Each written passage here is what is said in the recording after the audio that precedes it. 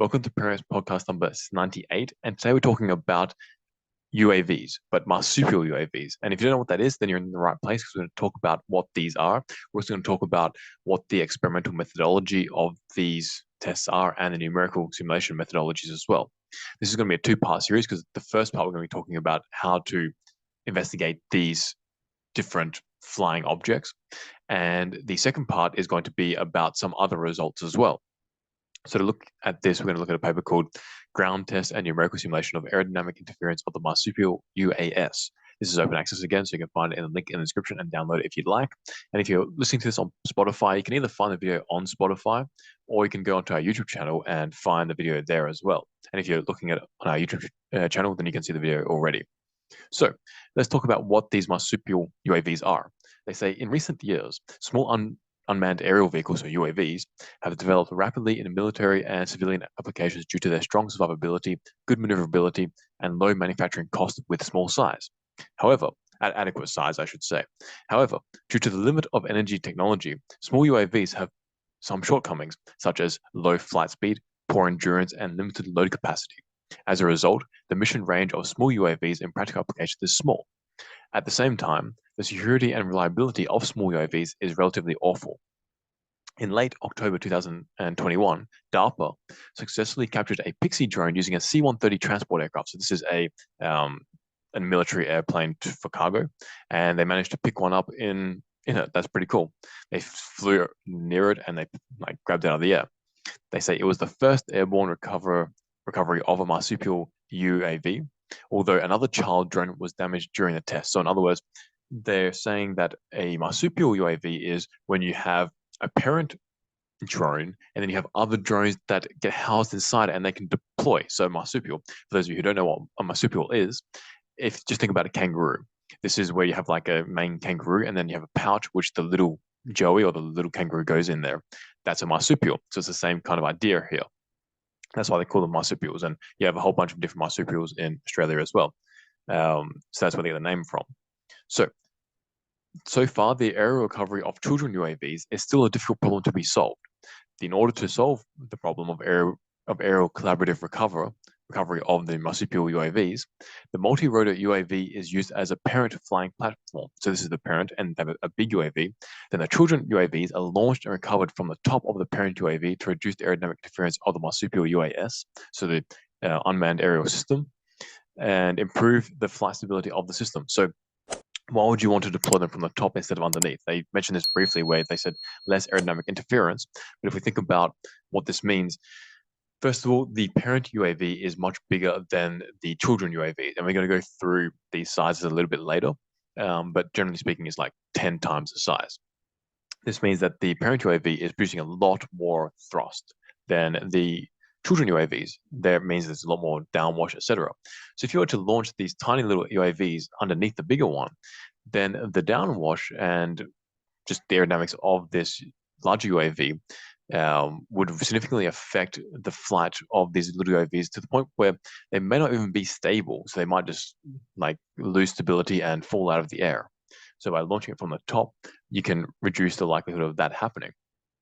So they say there are two challenges in the aerodynamic analysis of the marsupial UAVs. First, both the parent UAV and the child UAV contain multiple rotors and bodies, and the aerodynamic interference is complex. Secondly, there are few relevant studies available for reference since the marsupial system is a new unmanned heterogeneous aerial platform. So now they talk about how to investigate these bodies, these flying bodies. So they say, based on the Navier-Stokes method, Kang and Sun, so a couple of researchers, introduced the source terms to simulate the flow field of single, tandem, side-by-side, and coaxial rotors operating near the ground. So let's talk about this first of all. So Navier-Stokes is the typical CFD method. They say introduced a source term. What is a source term? A source term is pretty much what it sounds like. It's a source of something. And in this particular case, it's just a source of fluid or momentum, or what you're going to call it. This is just you're injecting a property at a certain point in the domain that you have. So let's say you have the rotor. Instead of having this rotor going around and you simulate this, you just say, okay, this area here that the rotor takes up, we're going to say there's this much, the velocity of the air is this much coming out of it, and you don't have to simulate the rotor then. But this is a very efficient way of conducting CFD. It is often very accurate, sometimes not very accurate. We're going to go through that again later in this podcast. But there are different ways to describe this source term, and depending on how you describe it, the source term can be more accurate or less accurate, as you'd expect. If you have simply like a point source term, which means you just have one point where all this momentum comes out of, that's not going to be accurate for a rotor, because a rotor has a distributed source of momentum. If you think about the rotor area that it sweeps around, that's a cross-sectional area. If you have just one tiny point that's supposed to replicate that entire cross-sectional area, that's not going to be accurate. So you need to distribute this momentum flux. There's additional momentum coming into the system over a relevant cross-sectional area. So that's where the source term really has a big effect on the aerodynamics. And they talk about simulating the source term accurately later on. So let's move on. The other thing to watch in this study is the interaction between the aircraft and the environment, such as the ground effect, near surface effect.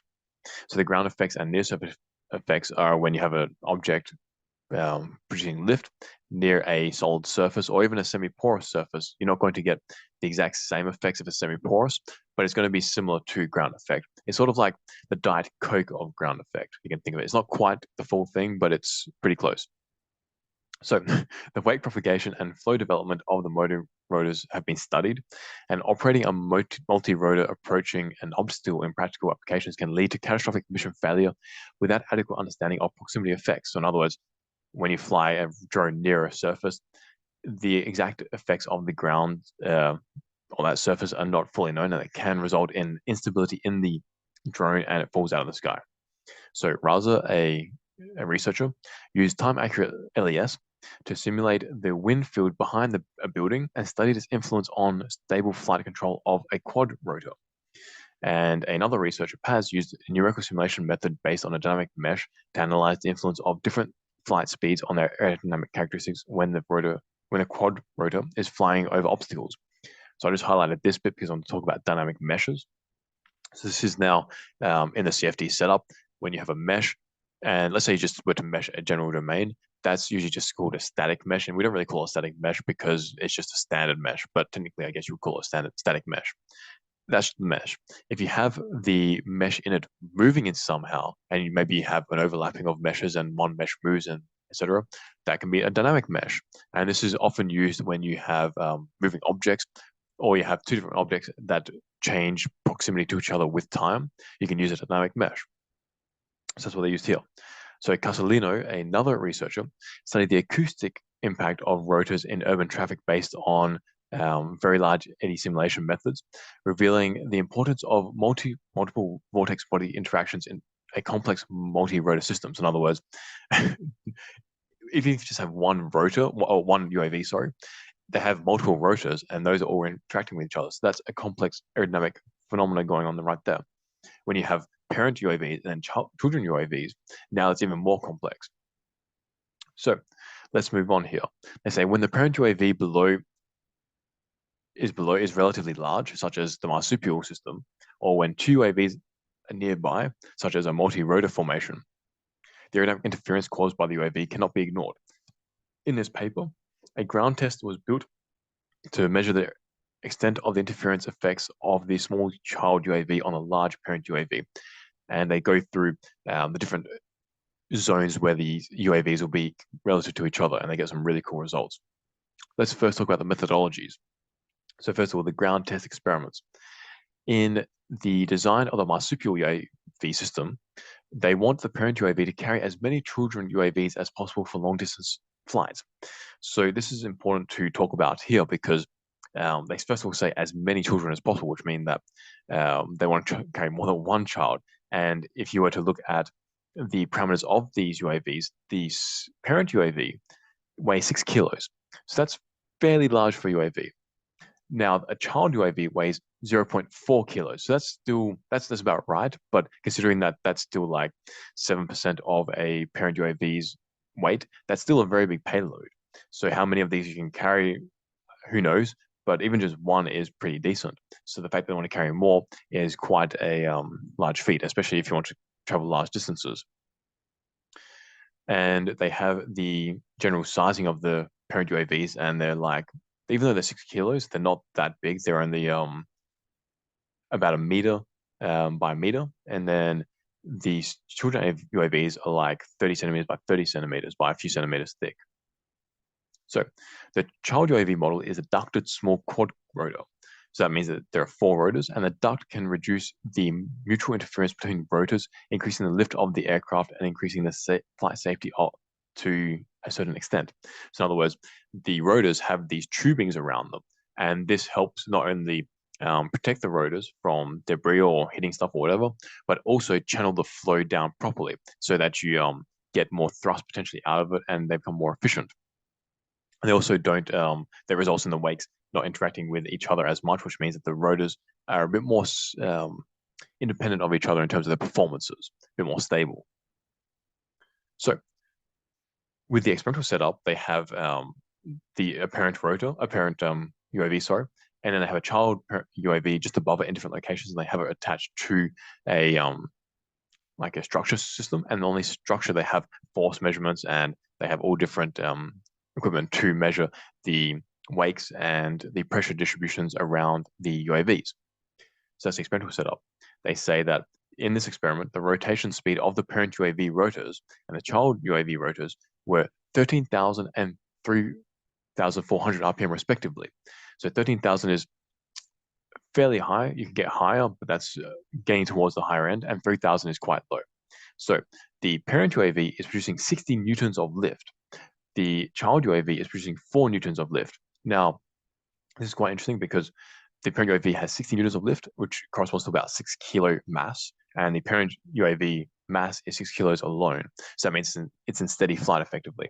And likewise, the child UAV only weighs 0.4 kilograms, which is about 4.1 newtons, which is how much it is producing in this level of flight. So in other words, they're not testing when these UAVs are parting from each other, like one's taking off from the other.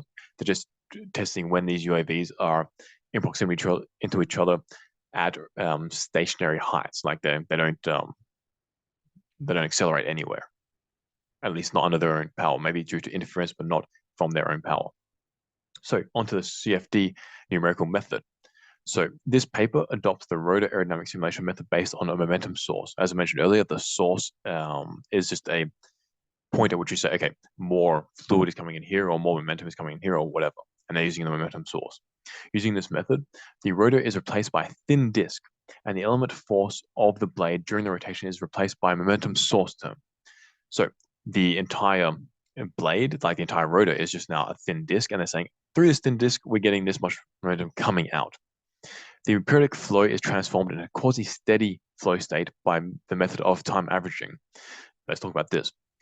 The periodic flow is transformed into a quasi-steady flow. So what this means is that the periodic flow refers to the rotors going around. So obviously in a UAV or a rotor, you have, let's say you have 3 blades coming out. So that means that every 180 degrees you have a blade. That doesn't mean that the entire 360 degrees has just one big blade, but there are blades at discrete points.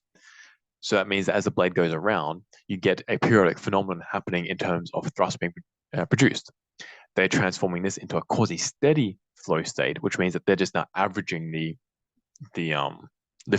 thrust being produced around the entire disk, and just saying, okay, over the entire disk, this is how much thrust is coming out, instead of saying, okay, at this point in the disk, how much thrust is coming out here, then next to it, how much thrust, and blah, blah, blah. They say this method ignores the time-varying flow details close to the blade, which reduces the difficulty of grid generations. So that's why they're doing it. It also reduces the simulation difficulty in terms of whether you need to use like MRFs or whatever, which are just ways of simulating the rotation of something. They say that it requires less computational resources and faster solution speeds under the premise of high computational accuracy. So with high RPM rotors, this is fine. For very low RPM rotors, or rotors where different RPMs change the flow physics of the blades going through and different lifts, and it's not linear or whatever, then you may want to look at more accurate approaches, but here they have quite high RPM, so it seems to be okay. So the CFD solver used in this paper is a commercial software Fluent. That's part of the ANSYS package. Simulation of the K-epsilon turbulence model, which performs well for rotor aerodynamic calculations. So they're using a URANS or RANS approach, and they're using the K-epsilon turbulence model. So let's talk about this here, because I always like to talk about different turbulence modeling. So if you've followed any of our other podcasts, you'll know that I'm a big fan of the SST K omega turbulence model for RANS and URANS, and that's because it is so robust and accurate. The K epsilon I usually trash talk quite a bit because I don't like it, but that's because it is not very robust. There are certain applications where it's very good. Those applications are really limited to when the flow is very turbulent, where you don't have to worry about transition. Like the transition is not only very sudden, but it happens quite early in the flow. And in this particular case, that's the case. So for the rotor, you're going to be getting a very turbulent flow around it. So the K-epsilon model is fine. Some situations where that may break down for this particular application is maybe when you're resulting in flow separation over the rotors. The K-epsilon model may break down then. You may get different flow separation patterns. But for the majority of cases for a rotor where you have a turbulent flow, K-epsilon is fine. This is one of those times when it is okay, I guess. I still like K omega, SST K omega, but that's just me.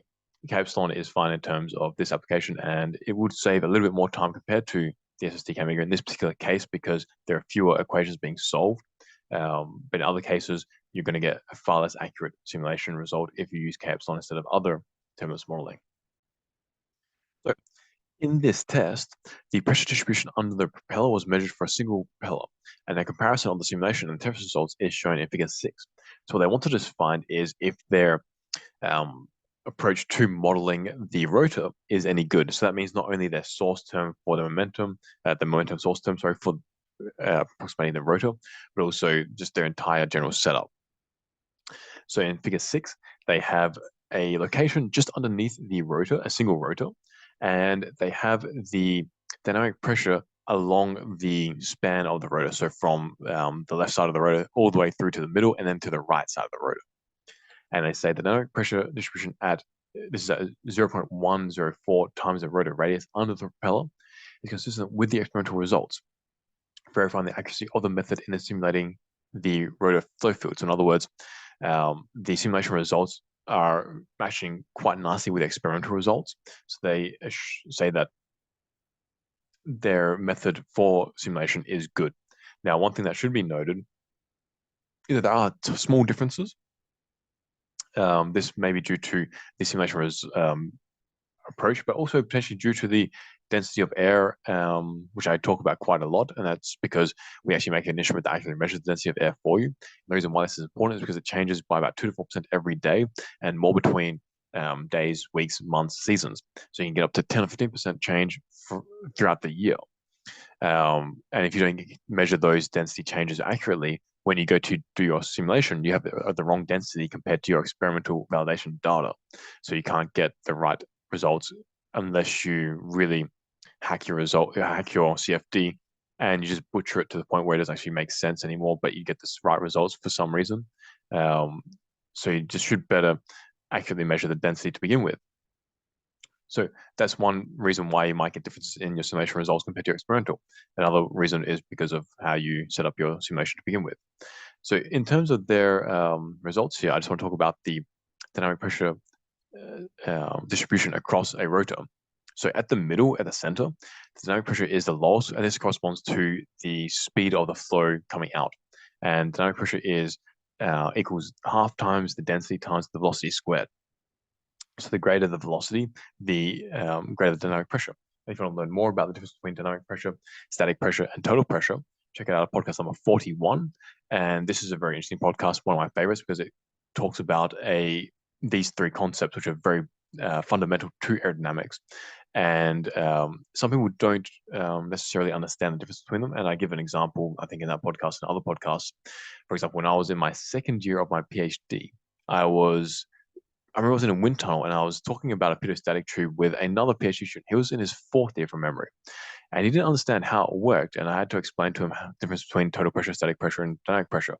And that was quite eye-opening to me because I thought these were very fundamental properties, but they're not. So just check out podcast number 41 because it's always good to make sure you understand these properties properly because they are, like, without understanding properly what they are, you can't really do aerodynamics. So anyway, this graph shows the dynamic pressure, and in the center, we get the lowest dynamic pressure of about 20 pascals. And this makes sense because at this point, you not only have the shaft of the rotor, which isn't producing any thrust, but the thrust that you're actually going to be getting is from just the edges near that shaft. And these rotor points are moving very slowly because the tangential velocity, sorry, the RPM is the same, but because you're not very far away from the center, the tangential velocity is very low, which means you get a low thrust. As you go away towards the edge of the rotor, the tangential velocity increases more and more to the point where you get a lot of thrust. So in this particular case, you're up to 140 pascals. So 3.5 times, or actually, sorry, 6 and 7 times more than at the center. And that makes sense. So that's all good. So in this research, the computational domain now is 6 billion grid cells. And this simulates the Marsupial UAV system. And the grids are shown in figure 7. So let's talk about this because it's quite cool. So they first will have the parent UAV below the child UAV, and they have refinement zones around these ones that have a boundary layer mesh or inflation layer, whatever you want to call it.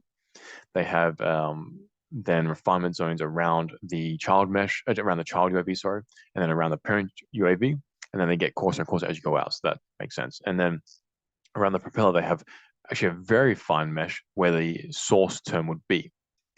And they say that the turbulence density of the inlet and outlet was set to 5%. So that's fairly high. However, that's fairly indicative of environmental conditions. So that's fine. So let's talk about some of the results now. Talk about the method in terms of the experimental and CFD setups. Let's talk about some of the methods, some of the results, and we'll go into more of the results in the next podcast as well. But we'll just touch upon some of the interesting ones here as well. So the results and discussion. The aerodynamic interference in the launch and recovery process. So according to the position of the child UAV, the area above the parent UAV is divided into 3 parts: the interference area above the body, the interference area above the rotors, and the transition areas. So in other words, when you have the parent UAV, you have the child UAV can be anywhere around it and have 3 different zones.